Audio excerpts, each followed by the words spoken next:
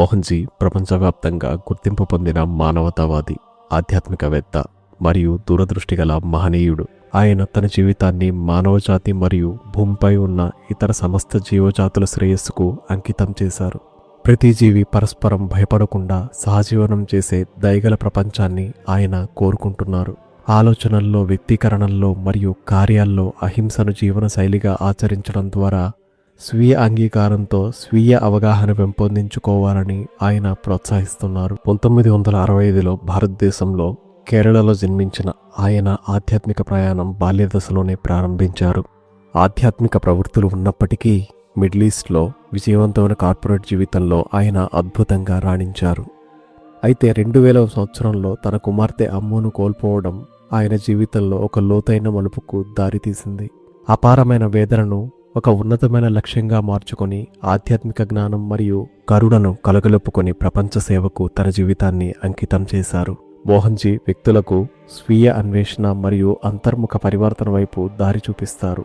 ఆయన ప్రధాన సందేశం అహింస. సమస్త జాతుల శ్రేయస్సుకు ఆయన కట్టుబడి ఉండటంతో శాకాహార జీవన విధానానికి ఒక ప్రభావవంతమైన పిలుపునిచ్చారు.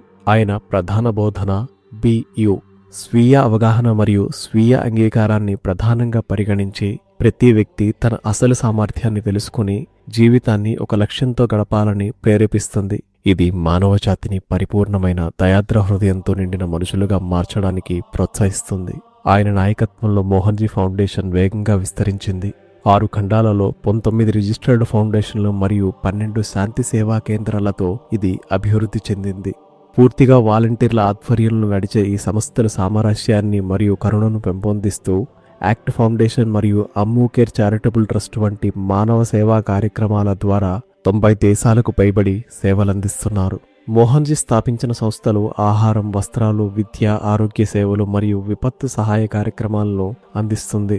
అలాగే వరల్డ్ కాన్షియస్నెస్ అలయన్స్ మరియు వరల్డ్ ట్రైబల్ అలయన్స్ వంటి సంస్థలు కూడా స్థాపించి సానుకూలమైన ప్రపంచ మార్పును తీసుకురావడంలో మరియు సమస్త జీవజాతులను రక్షించడంలో కృషి చేస్తున్నారు. ప్రేమ, కరుణ మరియు ఆత్మసాధికారత అనే సందేశం ద్వారా మోహన్జీ బోధనలు ప్రపంచవ్యాప్తంగా వేలాది మంది జీవితాలను స్పృశించాయి.